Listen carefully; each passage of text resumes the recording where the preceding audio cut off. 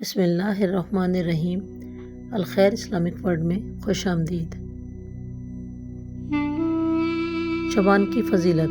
اسلامی سال کا 8واں مہینہ شعبان المعظم نفلی روزوں اور عبادات کے لیے انتہائی فضیلت والا ہے۔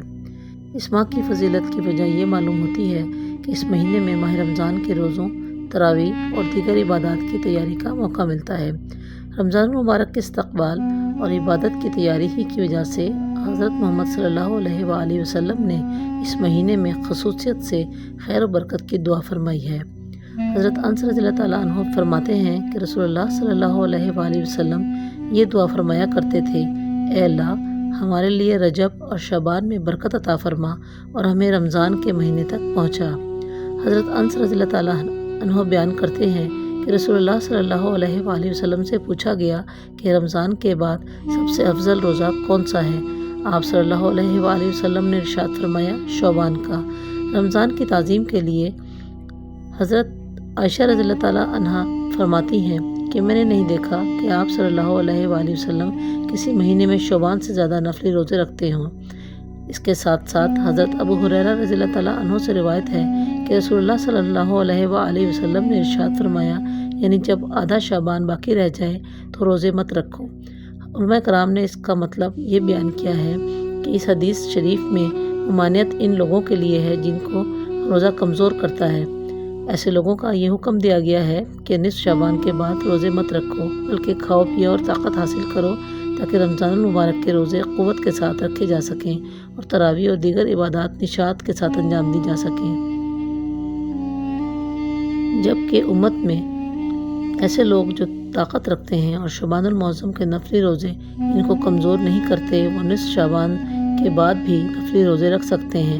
حکیم الامت حضرت مولانا محمد اشرف علی تھانوی رحمۃ اللہ علیہ فرماتے ہیں کہ میرا ذوق یہ کہتا ہے کہ رمضان المبارک میں شب کو جو جاگنا ہوگا، شعبان المعظم کی شبوں میں جاگنا اس کا نمونہ ہے، اور شعبان المعظم کے نفلی روزے رمضان المبارک کے فرض روزوں کا نمونہ اور عادی بناتا ہے۔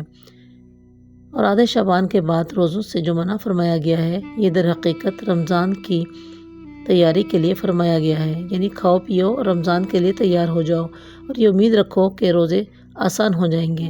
حضرت عائشہ صدیقہ رضی اللہ تعالیٰ عنہا فرماتی ہیں کہ میں نے ایک رات نبی پاک صلی اللہ علیہ وآلہ وسلم کو اپنے بستر پر نہ پایا تو میں آپ صلی اللہ علیہ وآلہ وسلم کی تلاش میں نکلی۔